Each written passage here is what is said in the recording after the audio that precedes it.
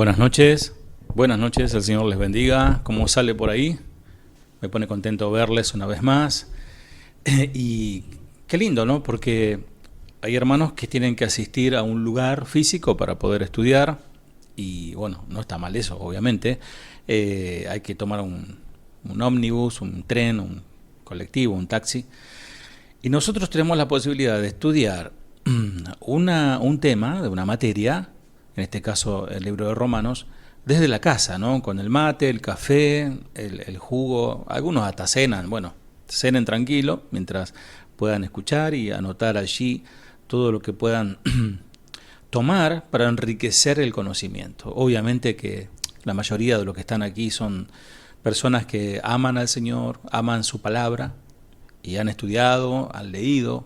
Otros recién comienzan. Pero qué bueno que juntos, como siempre digo, aquí nadie es más que nadie, aquí no hay un profesor Girafales que les enseña a todos, sino que en realidad estamos todos para aprender, somos todos aprendices, ¿eh? Así que vamos con nuestro tema de hoy, y ya estamos concluyendo el capítulo 2 de Romanos, ¿eh? Hacemos un estudio bastante intensivo de cada párrafo, cada texto. Obviamente que hay mucho más por extraer, pero avanzamos con el tema de hoy, que es el lado oscuro de la religión.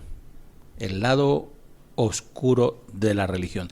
Y abrimos la Biblia, precisamente en Romanos, capítulo 2, versículo 17 al 29, que es el tramo, la porción que hoy nos convoca, que titula Los judíos y la ley.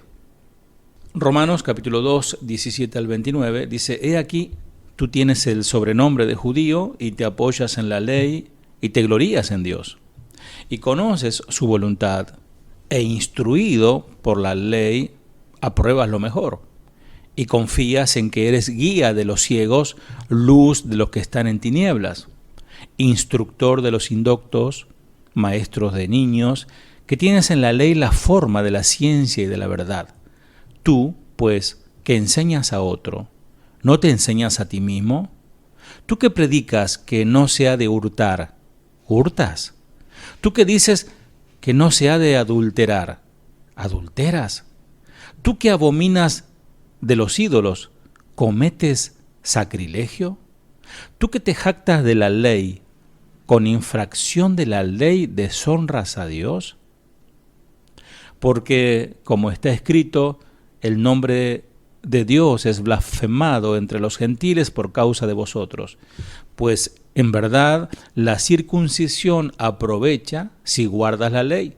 Pero si eres transgresor de la ley, tu circuncisión viene a ser incircuncisión. Si, pues, el incircunciso guardare las ordenanzas de la ley, ¿no será tenida su incircuncisión como circuncisión? Y el que físicamente es incircunciso, pero guarda perfectamente la ley, te condenará a ti, que con la letra de la ley y con la circuncisión eres transgresor de la ley. Pues no es judío el que es exteriormente, ni es la circuncisión la que se hace exteriormente en la carne, sino que es judío el que lo es en lo interior, y la circuncisión es la del corazón, en espíritu, no en letra, la alabanza del cual no viene de los hombres, sino de Dios. Wow, tremendo, ¿no? Siempre para clarificar utilizo la versión Nueva Traducción Viviente, que les recomiendo que se compren algún ejemplar baratito, de hoja blanda. Sirve para estudiar y para comprender algunos textos que en el español de la Reina Valera 1960 puede sonarnos un poco extraño. Dice: tú que te llamas judío, confías en la ley de Dios y te jactas de tu relación especial con Él. Tú sabes lo que a Él le agrada, sabes bien qué es lo que es correcto, porque se te ha enseñado su ley. Estás convencido de que eres guía para los ciegos y luz para los que andan perdidos en la oscuridad. Piensas que puedes instruir al ignorante y enseñar a los niños los caminos de Dios, pues estás seguro de que la ley de Dios te da pleno conocimiento y toda la verdad. Ahora bien, si tú enseñas a otro, ¿por qué no te enseñas a ti mismo? Predicas a otros que no se debe robar, pero tú robas. Dices que está mal cometer adulterio, pero tú cometes adulterio. Condenas la idolatría, pero tú usas objetos robados de los templos paganos. Te sientes muy orgulloso de conocer la ley, pero deshonras a Dios al quebrantarla. No es extraño que las Escrituras digan: los gentiles blasfeman el nombre de Dios por causa de ustedes. La ceremonia judía de la circuncisión solo tiene valor si obedeces la ley de Dios. Pero si no obedeces la ley de Dios, no estás en mejor condición que un gentil incircunciso. Y si los gentiles obedecen la ley de Dios, ¿acaso Él no los considera su propio pueblo? De hecho, los gentiles incircuncisos que cumplen la ley de Dios los condenarán a ustedes, judíos que están circuncidados y tienen la ley de Dios, pero no la obedecen. Pues no se es un verdadero judío solo por haber nacido de padre judío, ni por haber pasado por la ceremonia de la Brit Milá, o sea, de la circuncisión. No, un verdadero judío es aquel que tiene el corazón recto a los ojos de Dios. La verdadera circuncisión no consiste meramente en obedecer la letra de la ley, sino que es un cambio en el corazón, producido por el Espíritu de Dios, y una persona con un corazón transformado busca la aprobación de Dios y no la de la gente. Bueno, amados, dicho esto, leído esto, le digo Shalom Ubrajá o Salam Aleikum a cada uno de ustedes, porque si nosotros, no, bueno, a no ser que haya un judío o alguno de ascendencia israelí o hebrea, realmente el Señor nos está diciendo que los que amamos a Dios somos los verdaderos judíos. De hecho, la palabra Yehudí o judío significa el que adora a Dios. O sea, imagínate, ¿no? Por eso el Señor dice: los verdaderos adoradores, los verdaderos judíos son los que me adoran en espíritu y en verdad. Así que shalom, amados. No hace falta circuncidarse, varones, pasar por eso. Algunos que se quieren hacer los judíos, ¿no? Se hacen todo ese proselitismo, y la verdad que no tiene sentido. La palabra religión. Siempre tenemos por allí el latiguillo, creo que ya lo vengo diciendo, de yo quiero una relación y no una religión. Bueno, suena muy lindo, muy poético, está bien. Pero religión no es mala palabra. Lo que pasa es que, bueno, está desgastada, está muy pisoteada, y la verdad que perdió su significado. Porque la palabra religión viene del latín religio, formada con varias palabras, ¿no? Compuestas, ¿no? El prefijo re indica intensidad, ¿no? El verbo ligare significa ligar, lo dice la palabra, o amarrar. Y el sufijo ion es acción o efecto. Entonces, la palabra religión significaría algo como esto: acción y efecto de ligar fuertemente con Dios. O sea, en ese sentido sí nos gusta la palabra religión. De hecho, Jesús, al morir en la cruz, nos religó con Dios, ¿no? Hizo un puente estábamos enemistados con Dios. Entonces, la palabra religión no es mala palabra. Algunos ya se van al otro extremo: no, yo no soy religioso. Bueno, en cierta manera, religión significa eso, y religión, según el apóstol Pablo, también es cuidar a la viuda, al huérfano, ¿no? Y amar al prójimo, ¿no? Etcétera, tener una buena conducta al carácter de Cristo. Dependiendo de cómo uno la vea a la religión, puede ser buena o mala. O sea, nosotros sabemos que conocemos personas religiosas, generalmente se destaca por su religión, se destacan por su forma de vestir, se destacan por su impronta, aún por su forma de hablar, pero en su carácter son peor que el hijo del vecino, ¿no? Por lo general, miramos de manera favorable a los religiosos, aunque no estemos de acuerdo con su religión.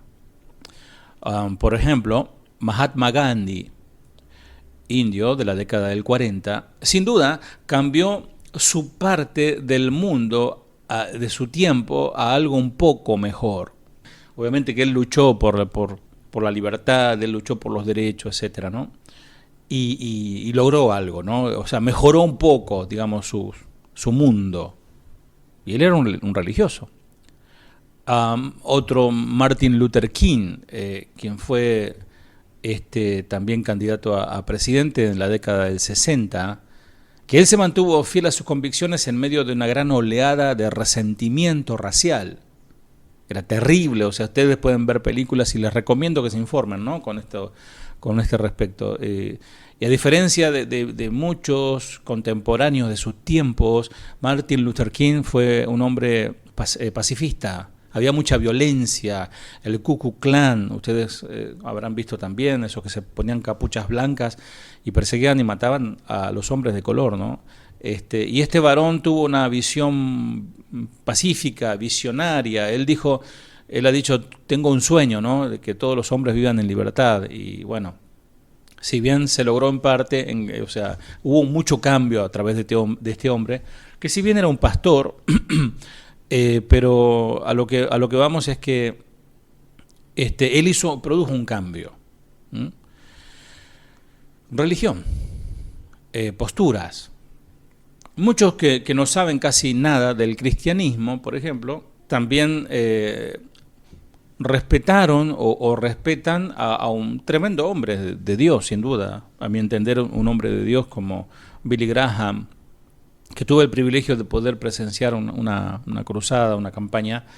Y este varón, su primera campaña fue en el año 1950 y la última a fines de 2000.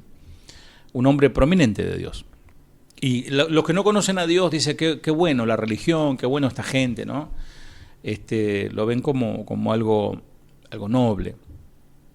Es más, muchos estadistas han entendido desde hace mucho tiempo el papel crucial de la religión para mantener una sociedad pacífica y ordenada. De hecho, bueno, la Iglesia romana, ¿no? También con sus asistencias sociales y sus ayudas, mantienen, digamos, un equilibrio en la sociedad, teóricamente, ¿no? Para ayudar y mantener la paz en la sociedad, ¿no?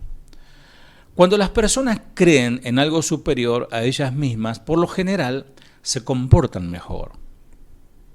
Pero la religión, o sea, ese es el lado positivo de la religión. Hay personas, digamos, por decirlo de alguna manera, salvajes, ¿no? Que de repente se ingresan a las filas de los testigos de Jehová o de los mormones y cambian su vida. Otros se hacen Hare Krishna, otros se hacen budistas y cambian su estilo de vida, su forma de vestirse, ¿no? Como que de cierta manera los mejora un poco, ¿no? Los griegos, los estoicos, practicaban estas cosas, ¿no? El no desenfreno, privarse de los pecados carnales, de los malos deseos, y bueno, eran hombres, digamos, de buena conducta, pero sabemos que eso no alcanza para alcanzar la salvación, ¿no?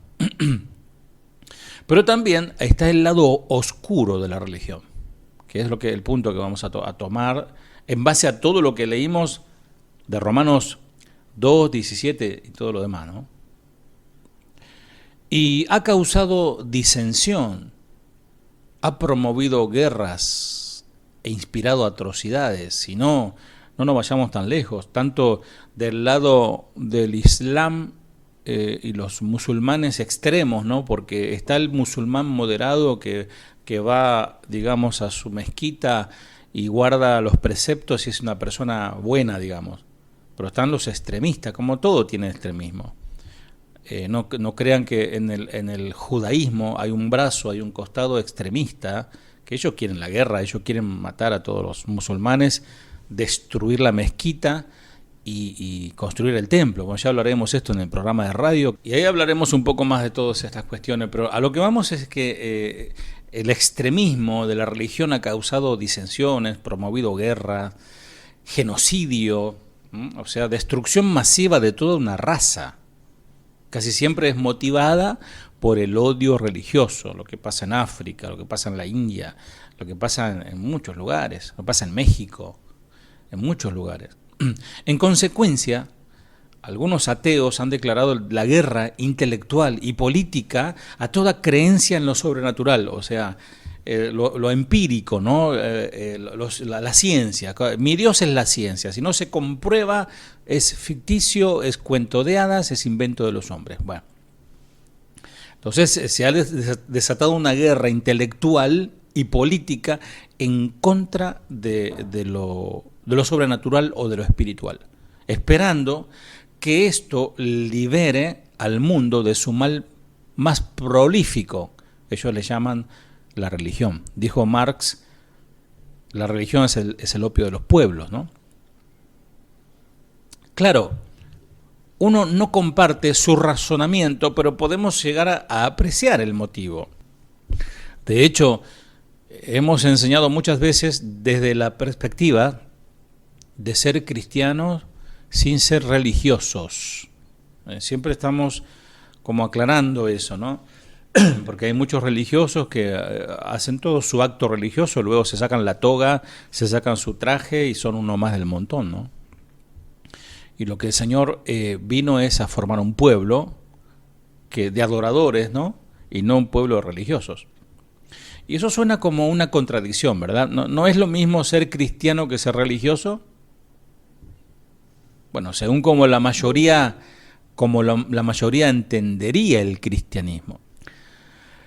Sí, pero al leer la carta de Pablo a los romanos, no es lo mismo ser religioso que ser cristiano. La idea que algunos tienen del cristianismo me recuerda a esa... ¿Vieron esas máquinas para trotar? Esa cinta donde vos corres y no vas a ningún lado. A algunos nos hace falta esa, ¿no? Tiene un nombre, pero bueno, no recuerdo. Es una cinta para trotar, ¿no? Todos los días vemos cristianos decididos a subirse a las demandas religiosas de sus dirigentes y bueno, y comienzan, se suben a a esa cinta espiritual, si quieres. Empiezan, ahí va, ¿no? No van a ningún lado, pero ahí están, trotando.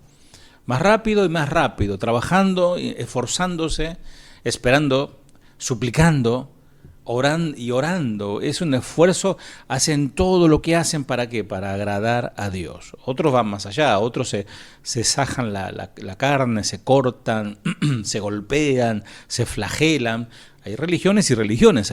Cuando más golpes se dan, más, digamos, se purifican, piensan ellos, ¿no?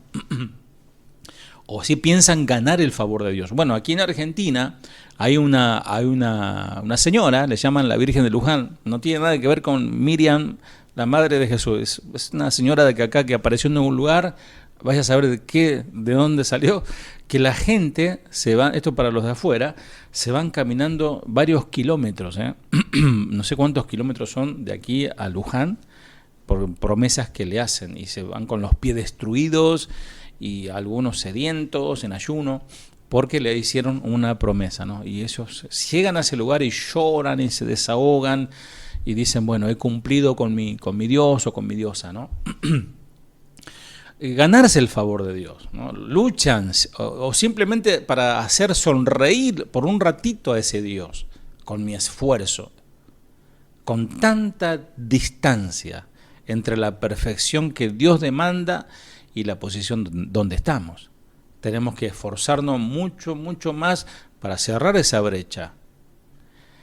Y eso es la religión, que trata de cerrar esa brecha, trata de alcanzar, es como correr en esa cinta trotadora, pero no llegas ni a 2 metros porque estás ahí. Esa es la religión. El esfuerzo, y puedes estar horas y horas, días ahí arriba, pero no llegas a ningún lado. Sí vas a llegar a calambrarte, a tener muchos dolores, a tener mucho malestar, pero ningún logro. Felizmente, la práctica cristiana genuina no tiene nada que ver con este tipo de religión. Para que alguien se convierta en cristiano, primero debe aceptar que ninguna cantidad de esfuerzo en esa cinta de trotar, en esa máquina de trotar, pondrá distancia entre nosotros y nuestros pecados. Por más que quieras correr, ahora sí, de la cinta, corres del pecado y ahí estás siempre. Estás parado sobre el pecado. Ni tampoco ningún esfuerzo religioso nos llevará ni un ápice más cerca de Dios. Solo la gracia de Dios va a poder hacer eso. La gracia de Dios provee una salvación que no podemos ganar. Por eso es gracia. Gracia significa regalo inmerecido.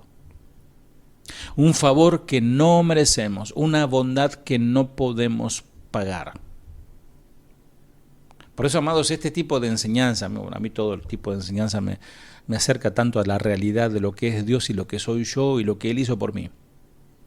Porque a veces está tan trillado, está tan mencionado, que como que pareciera como que va perdiendo su esencia, su gusto, su valor, ¿no? Lo decimos tantas veces, ¿no? Por ejemplo, Dios te ama, sí. Lo decimos muchas veces, pero amados, Dios te ama, Dios nos amó tanto que dio su vida por nosotros. Nosotros no damos ni nuestra vida ni por el gato. Imagínense.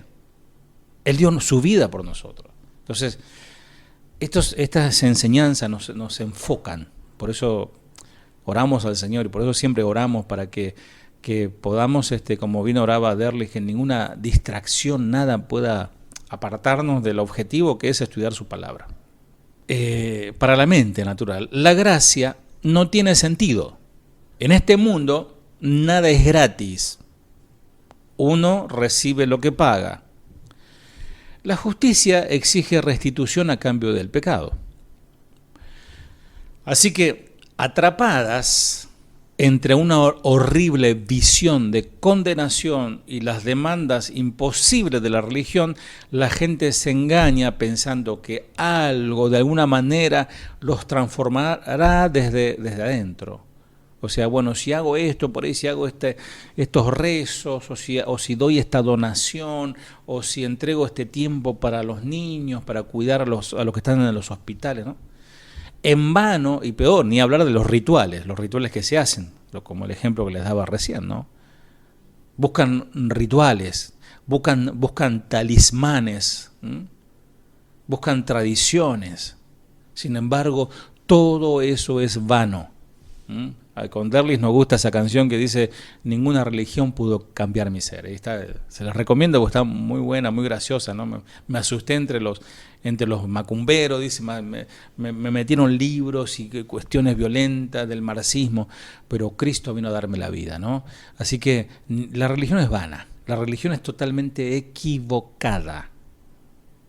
El pastor Chuy Olivares enseñaba en una de sus prédicas antiguas que yo escuchaba, que decía que cuando Adán se coloca su hoja de higuera para tapar su vergüenza, eso representa la religión.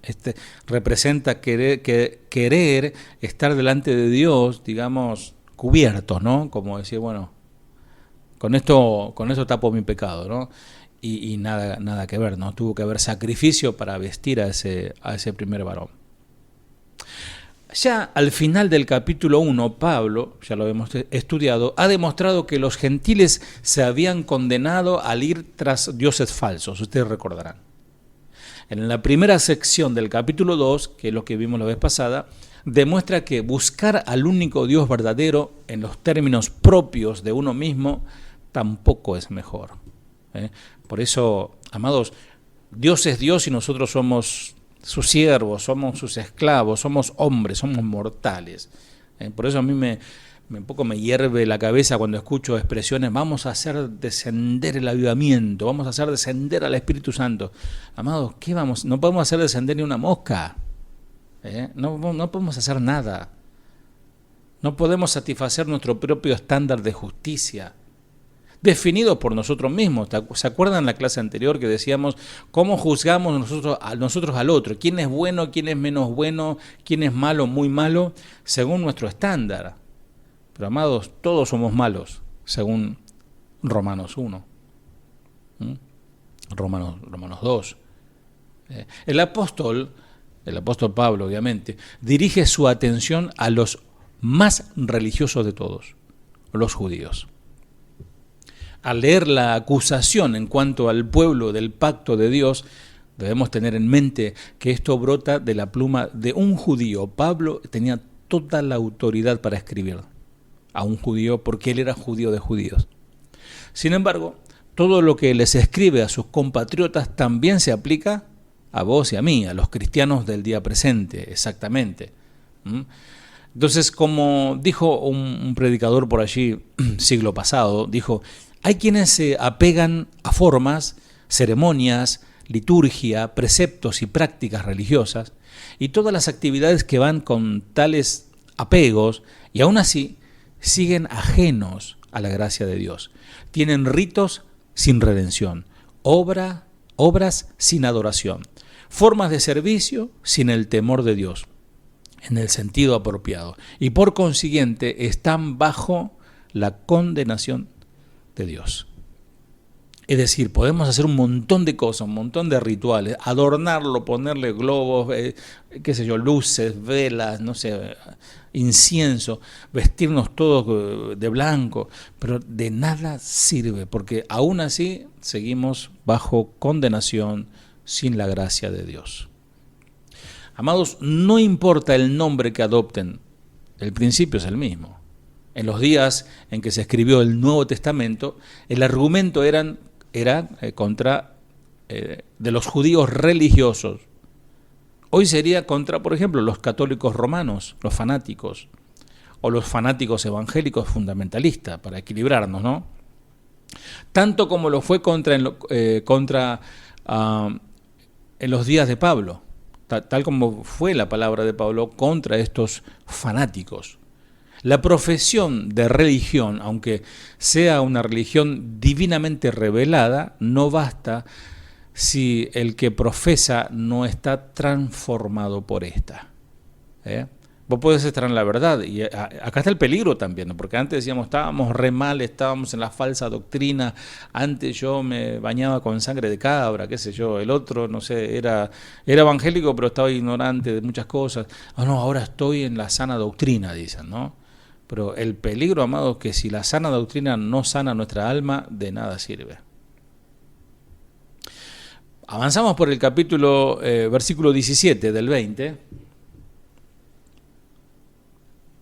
17 al 20 del capítulo 2, vamos a hablar bien, capítulo 2, versículo 17 al 20, que dice, he aquí tú tienes el sobrenombre de judío y te apoyas en la ley, te glorías en Dios y conoces su voluntad e instruido por la ley apruebas lo mejor. Y confías en que eres guía de los ciegos, luz de los que están en tinieblas, instructor de los indoctos, maestro de niños que tienes en la ley la forma de la ciencia y de la verdad.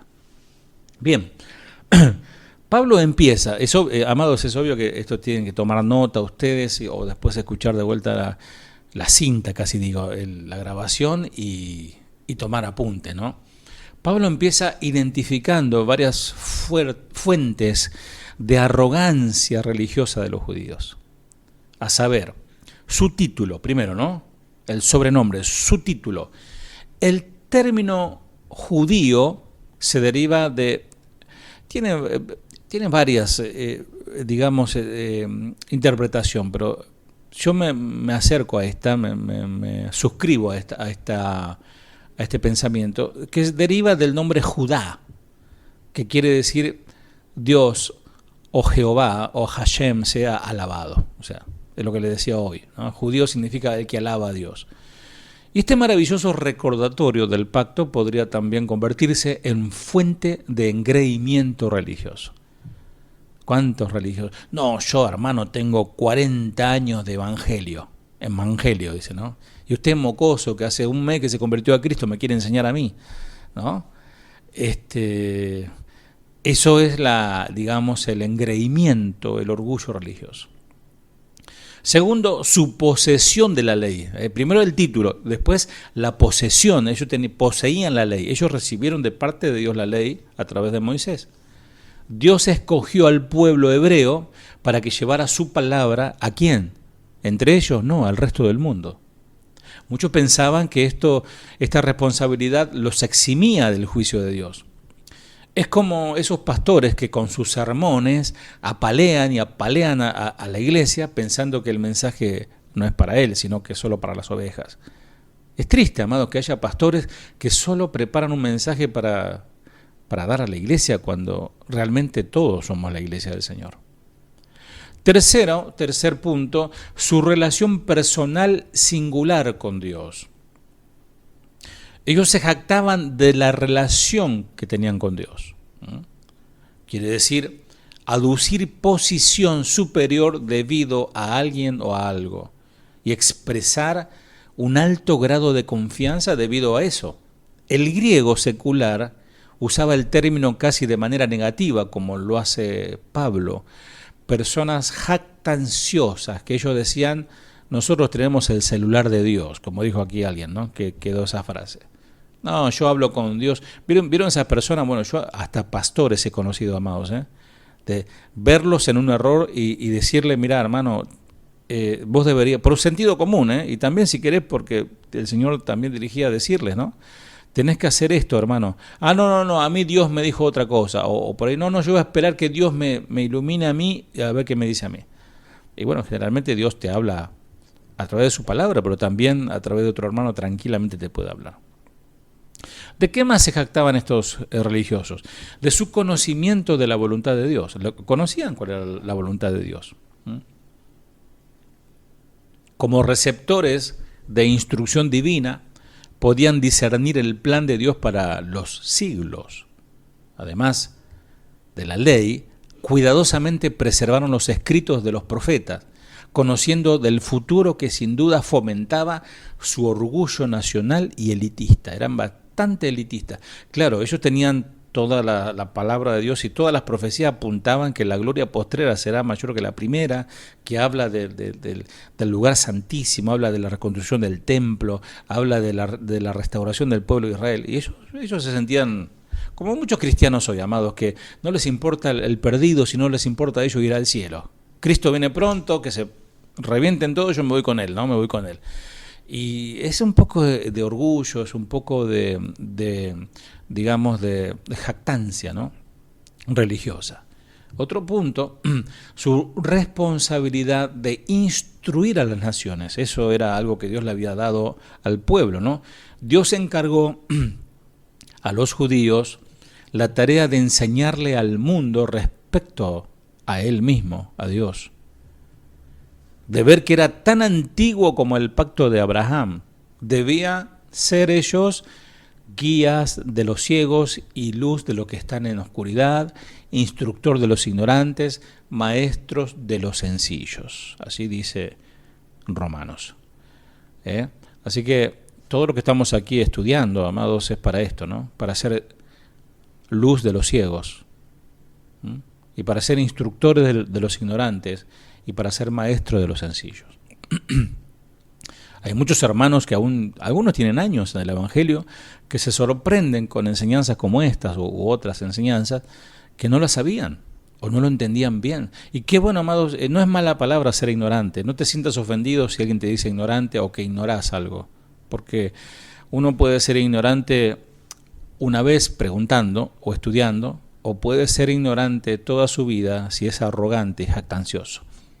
Yo sé todo, yo lo sé, no sabes nada. Muchos judíos pensaban que la mera posesión de la verdad les daba a ellos automáticamente capacidad superior para realizar la tarea. Y el lado oscuro de estas bendiciones fue el orgullo. O sea, la religión en sí mismo no tenía problema, sino que el corazón del hombre, ahí está el problema. Una arrogancia tal como muchos judíos se referían a los gentiles. Se referían como los perros, carne de perro, los gois, hoy se les dice así, los gois, ¿no?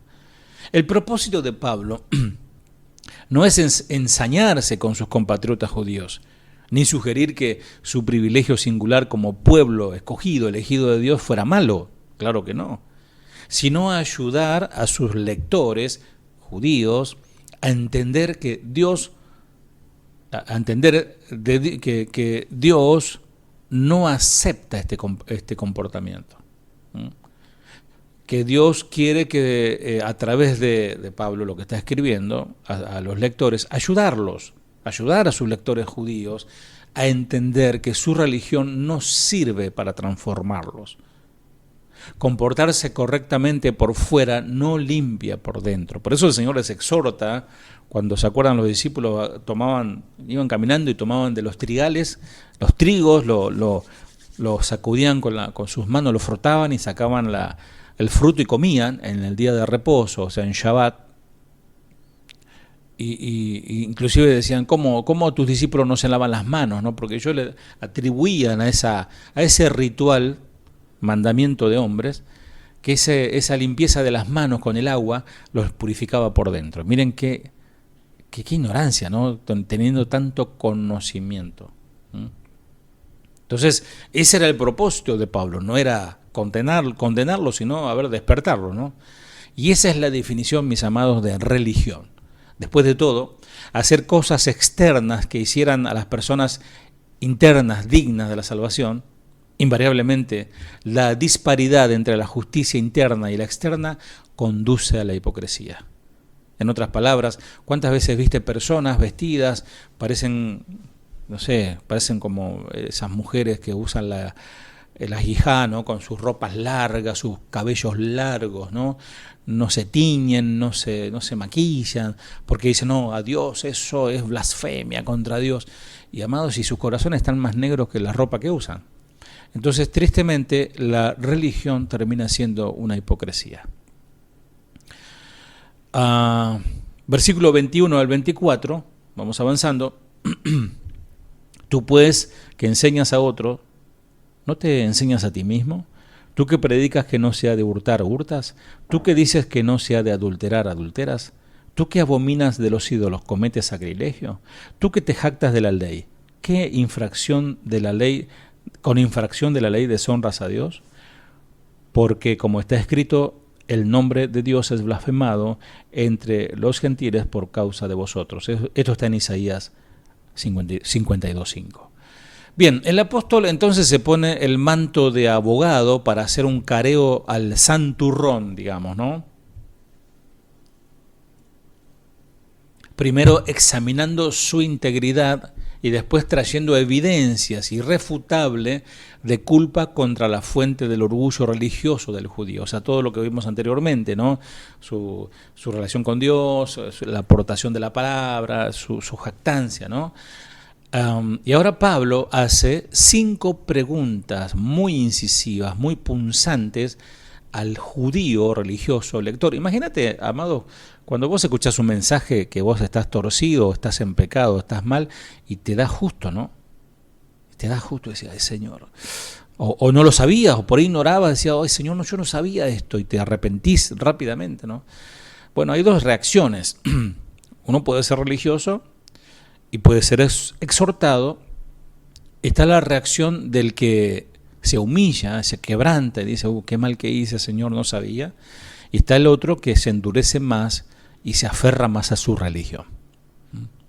Y las preguntas son estas. ¿Tú que enseñas a otros, no te enseñas a ti mismo? La otra es, ¿tú que predicas contra el robo, robas? Y sigue, ¿tú que dices que no debes cometer adulterio, adulteras? Tú que aborreces a los ídolos, robas del templo, de los templos de los paganos. Tú que te jactas de la ley, deshonras a Dios quebrantándola. Tremendo, ¿no? Vamos avanzando, 25 al 29. Al final, pues en verdad la circuncisión, bueno, vale comentarlo, la circuncisión es el recorte del prepucio del varón. Era una señal, ¿no? Una señal de una persona que ha sido consagrada para Dios dentro del pueblo hebreo, ¿no? Una persona que se identifica con el pacto de Abraham. Entonces, pues en verdad la circuncisión aprovecha si guardas la ley, pero si eres transgresor de la ley, tu circuncisión viene a ser incircuncisión. Si pues el incircunciso guardare las ordenanzas de la ley, no será tenida su incircuncisión como circuncisión. Y el que físicamente es incircunciso, pero guarda perfectamente la ley, te condenará a ti, que con la letra de la ley y con la circuncisión eres transgresor de la ley. Pues no es judío el que lo es exteriormente, ni es ni es la circuncisión la que hace exteriormente en la carne, sino que es un judío el que no es en lo interior, y la circuncisión es la del corazón, en espíritu, no en letra, la alabanza del cual no viene de los hombres, sino de Dios. Por si sus lectores, bueno, ahora somos nosotros los lectores de todas estas palabras, ¿no? Pero inicialmente fue dirigido al pueblo judío, seguían ellos sin convencerse. Pablo habla ahora del aspecto más personal, más íntimo de la herencia religiosa judía, la circuncisión. Y la circuncisión representaba la participación del judío en el pacto de Dios con Abraham desde los días de sus más antiguos antepasados. Esto está en Génesis 17, ahí está el mandato de la circuncisión. Esta iniciación que se realizaba al 8º día de vida de un varón era un recordatorio visible de que Dios había dicho que el niño le pertenecía a Dios y que debía ser un hijo de pacto. Muchos judíos pensaban que la participación en el pacto de Dios con Abraham, ellos pensaban que eso ya los eximía de la ira de Dios, o sea, por un recorte en el cuerpo, por una operación en una parte del cuerpo. Ellos decían, no, ya estamos. ¿Vieron como la iglesia, vamos a decir, tradicional, que lo bautizan de bebé y dice, ya está, ya se evitó de ir al infierno? ¿Nunca le escucharon eso? De acuerdo con Pablo, nada está más lejos de la verdad. Echando mano de los profetas del Antiguo Testamento, recuerda a sus compatriotas que la circuncisión es solo un símbolo externo de lo que de verdad sucedió en el corazón. Y eso les explicaba yo a los hermanos allí en San Clemente, que algunos se declaran, ¿no? Como dice aquí, tú que tienes de sobrenombre judío, bueno, podríamos decir, se declaran de sobrenombre cristianos, están en duda de bautizarse, ¿no? O sea, me parece la verdad bastante incongruente y lógico, ¿no? Que se entregaron a Cristo pero tienen dudas de bautizarse. No, lo tengo que pensar bien. ¿Qué tenés que pensar? ¿Qué es lo que tenés que pensar? Entonces les explicaba esto, ¿no? Que el judío, la circuncisión para nosotros es como el bautismo. Lo que es la circuncisión para el judío, la señal, para nosotros es el bautismo. Es como una boda, dos personas, una pareja se unen en sus corazones ante el Señor, oran, son cristianos de verdad, ¿no? Hacen todas las cosas bien, oran al Señor y entregan esa unión al Señor. Pasan un tiempo, se ponen de novio, se comprometen y se casan. Al final, cuando el pastor, el ministro, los une con la ceremonia y los anillos, el anillo es igual al bautismo. Es algo exterior que se muestra al público, al pueblo y a toda la esfera espiritual, sobre todo el Señor, lo que sucedió internamente en dos corazones. El bautismo es exactamente lo mismo. Yo digo públicamente que rendí mi vida a Cristo en lo personal, en lo privado, en un lugar, en una habitación. Bueno, dicho esto, ellos creían que al ser circuncidados de niños ya los eximía de la ira divina. Dice, por eso, anótalo, Deuteronomio 10:16. Fíjate que ya en aquel tiempo el Señor le daba la importancia al tema del corazón. Dice, circuncidad pues el prepucio de vuestro corazón y no endurezcáis más vuestras cabezas, vuestra cerviz. Dice Deuteronomio 30, versículo 6, y circuncidará Jehová tu Dios tu corazón y el corazón de tu descendencia, para que ames a Jehová tu Dios con todo tu corazón y con toda tu alma, a fin de que vivas. Y por último, dice Jeremías 4:4, circuncidaos a Jehová y quitad el prepucio de vuestro corazón, varones de Judá y moradores de Jerusalén, no sea que mi ira salga como fuego y se encienda y no haya quien la apague por la maldad de vuestras obras. Tremendo, ¿no? O sea, era muy circuncidado, todo muy religioso, pero eran bien malditos en sus obras, en la cual los seguidores, los Los seguidores honran el carácter de Dios siendo como Él es. Amados, acá lo importante no es cuánto seminario tengas, es importante estudiar la palabra, no está de más que lo diga, cuántos años de evangelio tengas, cuánto hables en lengua, cuánto gire como trompo en la iglesia. Amado, acá lo importante es que muestres el carácter de Cristo en tu vida. Entonces, eso es señal, eso es fruto del Espíritu. Eso, para saber eso, tenés que leer Gálatas capítulo 5. Ahí te habla las obras de la carne y el fruto del Espíritu.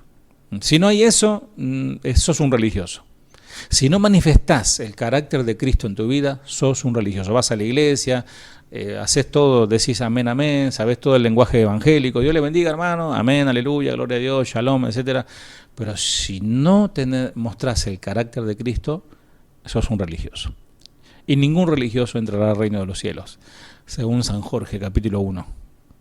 Bueno, pero es obvio, está respaldado en la palabra, ¿no? Una señal clásica de la religión es la de la cinta de trotar, ¿se acuerdan? Ese para correr.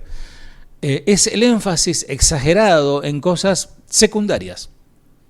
Como le dijo el Señor, ustedes se tragan, cuelan el mosquito y se tragan el camello.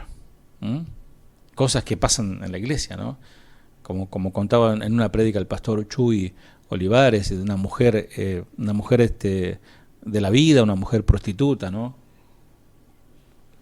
Alguien le compartió Jesús te ama, le compartió, y ahí estaba la dirección de la iglesia, ahí en Estados Unidos, y esa mujer estaba muy mal, estaba depresiva, la vida que llevaba, y cuando se sentó, no había lugar atrás y la sentaron adelante, y el pastor se transformó, o sea, le salió el judío farisaico de adentro y cambió el mensaje. Dice, Dios me dio otro mensaje, ¿no? Y empezó a hablar sobre las mujeres, la forma como se visten, que son prostitutas y parecen prostitutas. Y esta mujer realmente era prostituta, que quería conocer a Cristo.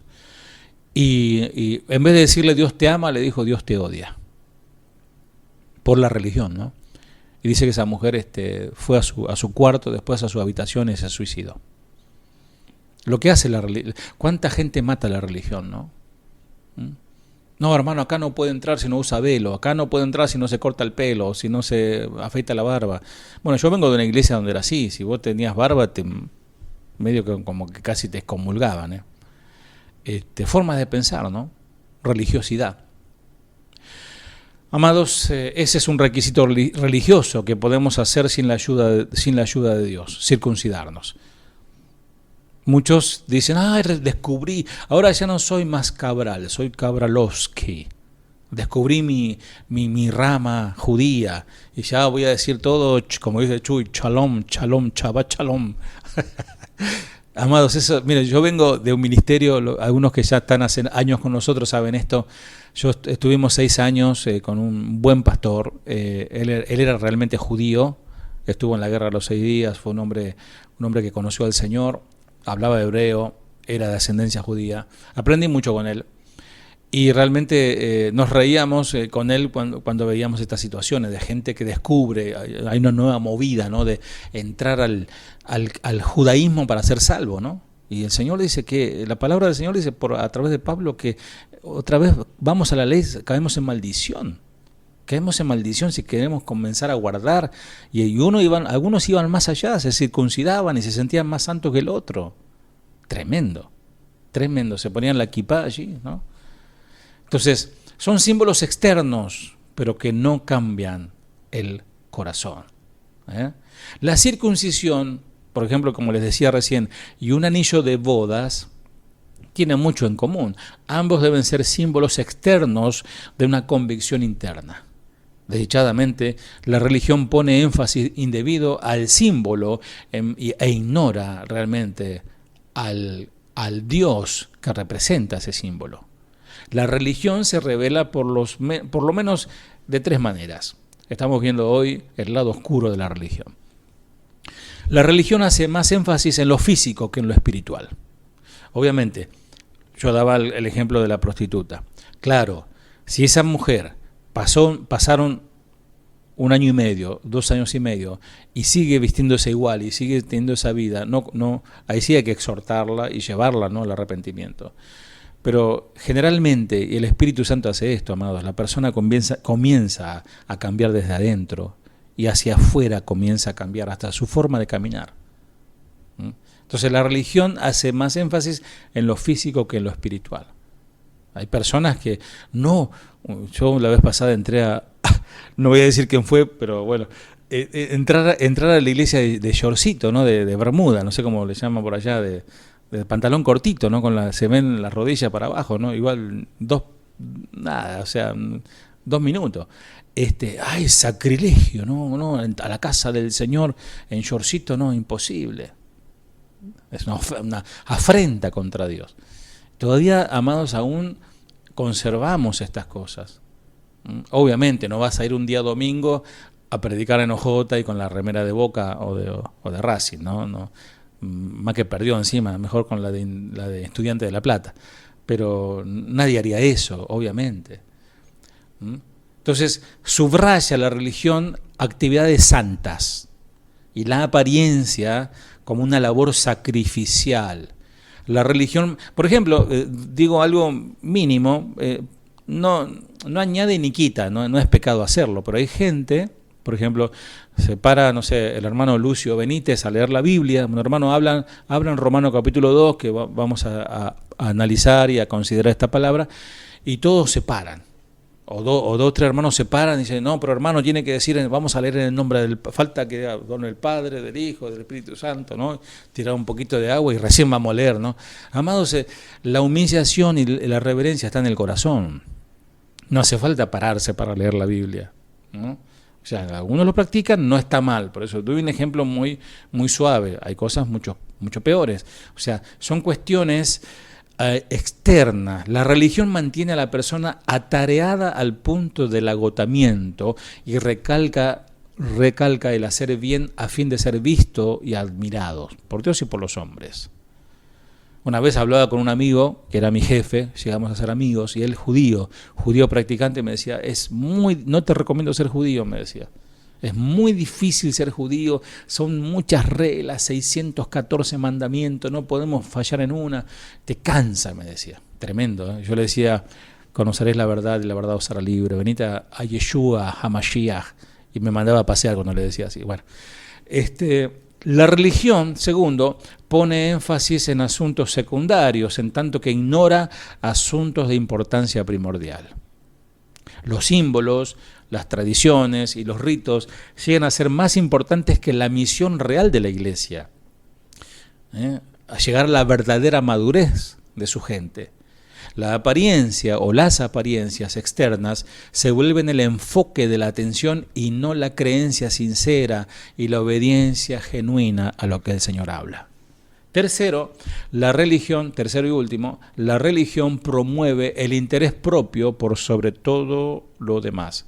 Por ejemplo, el celote en los tiempos de Jesús, religioso, piensa solo en sí mismo.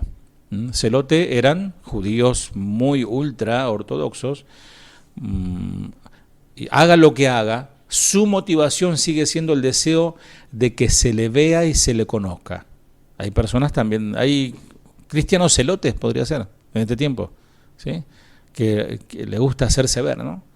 Quedarse en la oscuridad, no, buscar reflectores, para que ser visto por los hombres, ser reconocido, no, y háblele de mí, o mencióneme, o diga mi doctorado, o diga que dígame licenciado, ¿no?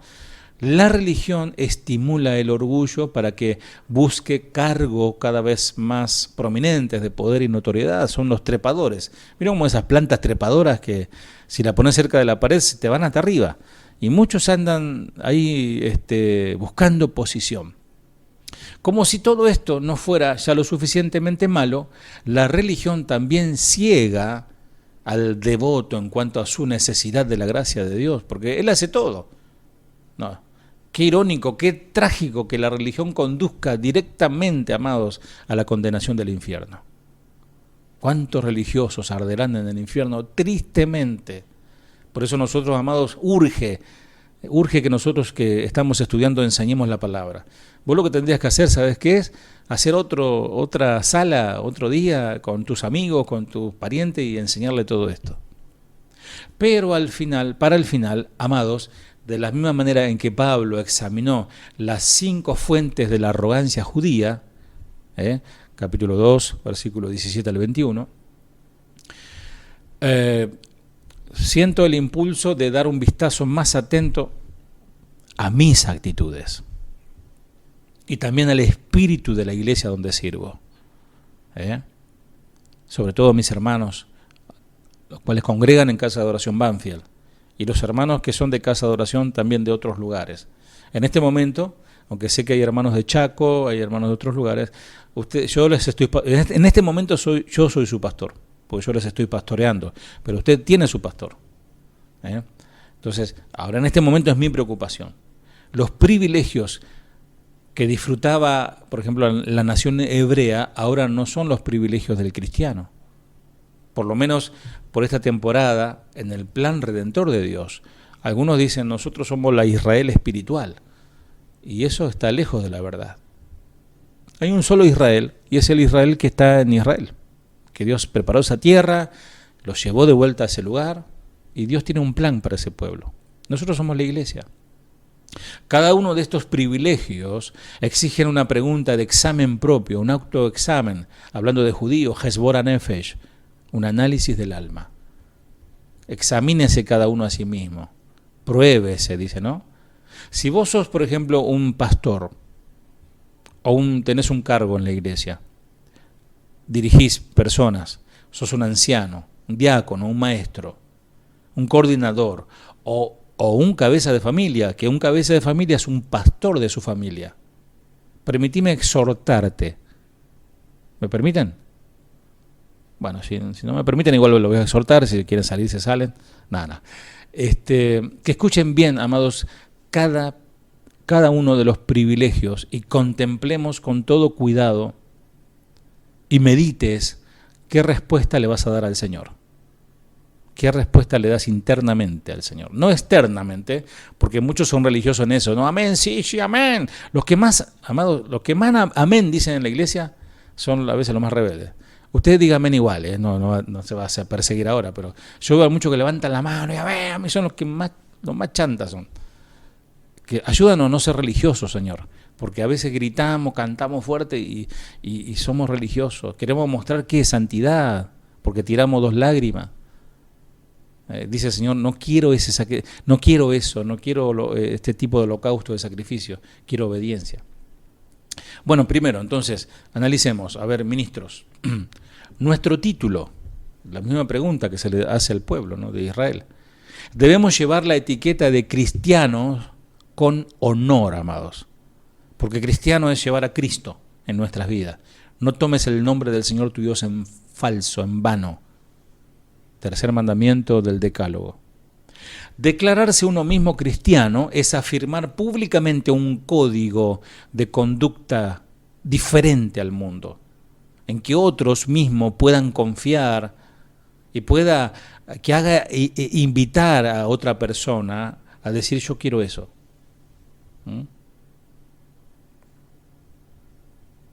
La segunda, posesión de la verdad. Poseemos la verdad. Yo creo que sin duda la poseemos, porque la verdad es Cristo y toda su palabra. La responsabilidad de proteger y administrar la palabra escrita de Dios. Amados, no le agreguemos ni le saquemos. No hagamos interpretaciones personales de esos 66 libros santos que componen las Escrituras. Dios nos ha escogido para llevar el mensaje al resto del mundo. Bien sencillito, bien tranquilito, no hace falta adornar a la palabra. Lea y hable y diga lo que Dios hizo en su vida a través de esa palabra.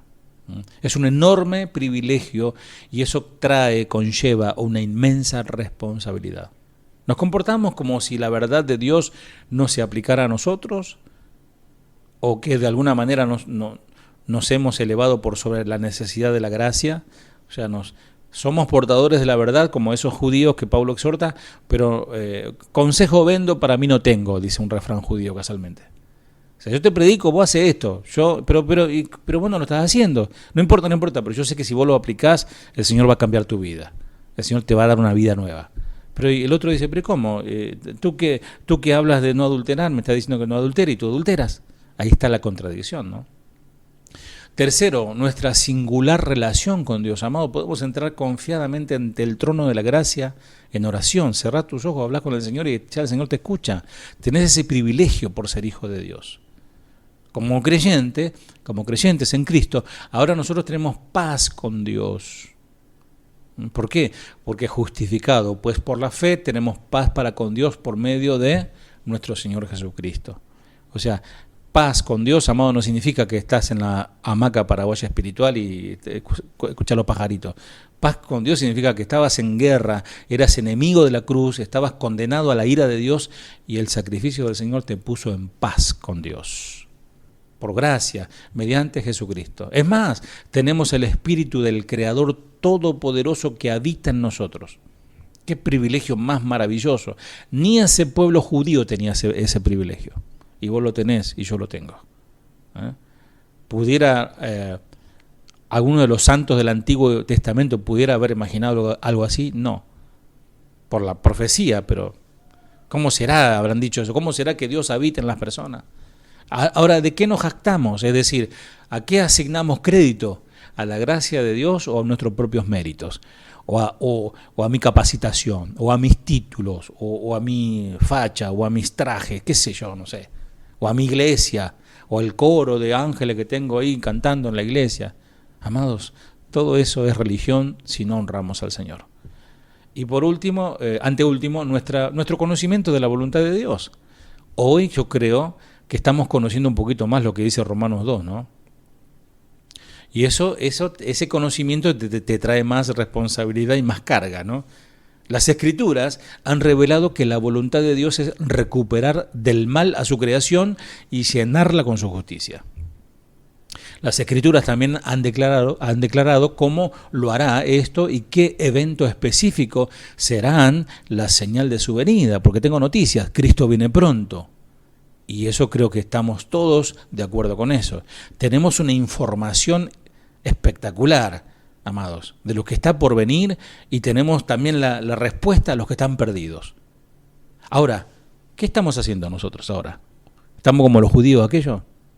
¿Estamos solo cronometrando el tiempo hasta que los acontecimientos del tiempo del fin den paso a la próxima edad? ¿O estamos tomando parte activamente en el plan de Dios para alcanzar a los perdidos, dándoles las buenas noticias y llenar esos corazones de su justicia? Y por último, nuestra responsabilidad de instruir a las personas. Nuestro Señor Jesús ordenó a sus seguidores, vayan y hagan discípulos de todas las naciones, Mateo 28. Continuación del mandato de Dios a Israel, Romanos 2, 19 al 20, lo leímos recién. Por ejemplo, los que imprimen, los que escriben, voy a usar un ejemplo sin el permiso de Lucecita. Lucecita tiene un ministerio, ella tiene el ministerio de bendecir y ayudar y animar a los hermanos. Ella, no sé si alguno de ustedes ya le ha escrito, y ella está pasando un montón de situaciones, pero el Señor le da la gracia para animar a otros. Eso es un ministerio, usar las redes para esto. No para estar todo el día con el hip hop, sacarse fotos en el baño, por lo menos limpien el baño de lo que van a sacar fotos, ¿no? Arreglen un poco la casa. No, amados, los ministerios, los que imprimen, los que distribuyen, los que llevan ejemplares de las Escrituras, de la Biblia. Yo conocí a un hermano en Chile que él agarraba y transcribía el Nuevo Testamento y hoja por hoja y los encuadernaba y con algunos comentarios y los regalaba y bendecía a otros. Otros, ¿qué hacen? Otros envían dinero para que otros lo hagan, para que se compren tratados, se hagan eventos, etcétera. Pero, amados, este trabajo, si no lo hacemos para honrar al Señor, termina siendo también un acto religioso. Al enseñar, aprender de memoria y citar las Escrituras, ¿practicamos la verdad que predicamos? Para hablarle a otro de la palabra del Señor, para animar a otro, obviamente estudiamos textos, conceptos, reflexiones, ¿aplicamos para nuestra vida esa palabra? Que el Señor nos ayude. Los modelos actuales de crecimiento de la iglesia en nuestra cultura enfatizan mucho en todas esas cosas. Bueno, en un tiempo, amados, si me dan unos minutitos, en un tiempo ya para finalizar, estaba de moda, como todo en el evangelicalismo tiene su moda, porque está la moda del saco, la sacudida, le decimos acá, un saco para tirar a la gente. Alguno le puso un ladrillo en el bolsillo, para decir, pues no se le caía a ninguno. Otro, el tiempo era del aceite, el otro tiempo era de los judíos, todos andaban con el talit y con un manto así que traían de Israel. En otro tiempo, era el tiempo de la visión. Algunos han conocido eso, ¿estás en la visión? Y te preguntaban, ¿estás en la visión? ¿Qué visión? ¿Qué visión? ¿Qué será eso? Muchos piensan que sus técnicas de evangelización salvan dejando de lado lo que hizo Cristo en la cruz, ese derramamiento, ¿no? Entonces dicen, no, tenés que ir al encuentro, ¿no? Que termina siendo un desencuentro con el Señor. No, tenés que hacer sanidad interior, no, tenés que hacer renuncia de esto, tenés que invocar al espíritu de Chespirito y no sé cuántas cosas más para alcanzar la liberación espiritual cuando dice las Escrituras, y conoceréis la verdad y la verdad os hará libres. Entonces, amados, tenemos una enorme responsabilidad. Si no vivimos la palabra del Señor, si no la predicamos como está escrita allí, nos transformaremos en religiosos, simplemente. El lado oscuro de la religión. Si el Señor no dice otra cosa, el próximo martes seguiremos con los versículos que continúan. Que el Señor te bendiga. Fiel es Dios, que no nos dejará ser tentados más de lo que podamos soportar. Fiel es Dios, que no nos dejará ser tentados más de lo que podamos soportar. Gracias, fue solo por tu gracia que me sustentó y me abrazó en mi dolor. Fue tu gracia en la tentación, me diste